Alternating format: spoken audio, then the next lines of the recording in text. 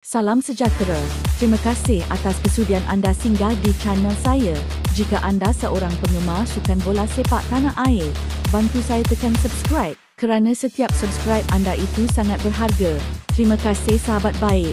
Penyerang baharu berpotensi untuk mengambil alih tugas bersama Harimau Melaya. Skuad kendalian Peter Klamovski bermula cemerlang pada kempen kumpulan F kelayakan Piala Asia 2027 apabila menundukkan Nepal dengan keputusan 2-0.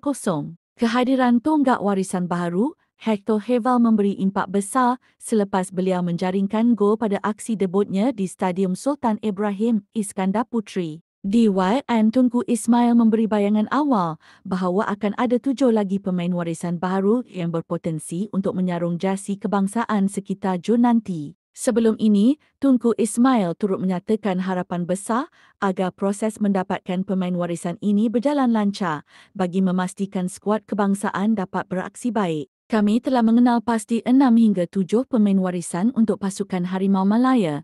Diharapkan kerajaan Malaysia dapat membantu dalam proses mendapatkan pasport Malaysia agar mereka dapat bermain untuk Harimau Malaya. Mustahak Harimau Malaya memulakan kempen kelayakan dengan keputusan yang positif, ujarnya. Harapan besar peminat untuk melihat posisi kritikal Malaysia diisi pemain berkualiti selepas baginda memberi gambaran akan ada penyerang baharu bagi membantu kempen pasukan kebangsaan.